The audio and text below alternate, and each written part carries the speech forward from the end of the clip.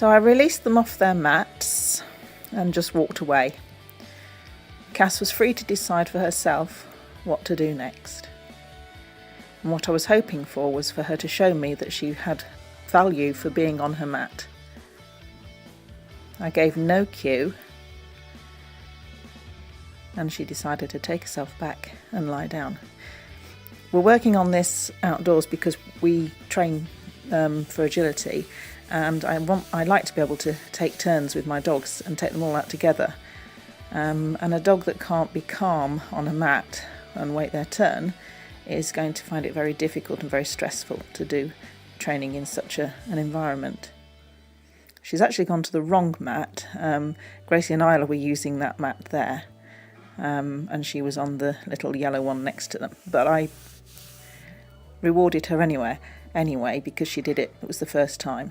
Here I just called her off because she'd gone back to the wrong one. I took a bit of a chance and waited to see what happened, and she went straight back and stood on the correct one, which got a verbal praise from me as I walked forwards. Gracie and Isla aren't going back onto their mats. Gracie and Isla were never taught in this way. They were actually taught to go on cue. So I did give them a little bit of a reward. Here she decides just to sit down. That was her own decision again. In fact, Gracie had already gone to the mat. So in the next clip, you'll see what happened next. I called them back off their mats, and Cass is a dog that we've only had for about 2.5 months, a rescue dog. When she arrived, she was completely obsessed on cars and squealed and chased them when they went past. She's been slowly improving, and what happens now, wow, it was amazing. Good bed, excellent bed with the car going right past you, you superstar. What a superstar, what a superstar. Alright Gracie, on yours quickly. Superstar, jackpot for superstar, well done. Jackpot, how good are you with that going right next to you. Wow, wow Cass. Oh, you superstar. Of course, if Cass hadn't been ready for this stage, I wouldn't have set her up so close to the road.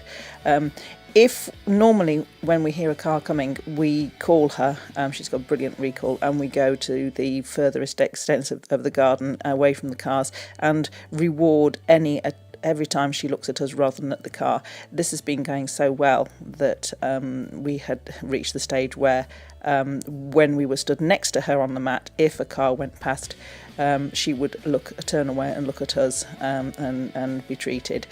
So this is something we've been working on. However, this is the first time that she has done so well with me at such a distance from her, and that was because I was recording, so I really was lucky that it happened. But then again, perhaps it just shows that she was ready. If you look closely, she's on her mat. I'm saying what a good girl. Then I realised there's a car coming, and so I had to make a decision. Do I call her away? No, I wanted to reward her for being on her mat. So I decided just to keep verbally rewarding her whilst I approached. Now she hears the car, she looks round, and I, heart in my mouth, thought, what's going to happen? And what does she do? She decides to sit down. She looks again for the car coming, but that lip lick there, bit of stress, but that decision was to sit down. Is that because she felt she had to stay on her mat? I don't know. But she was rewarded for being calm as a car went past. It was her decision to stay there. When we first got her 2.5 months ago, I can guarantee she would have just run after that car squealing. So she's learning to be calm around cars, and yes, there was a tiny bit of stress there, but I think mainly it's a lovely moment, and she's made loads of progress.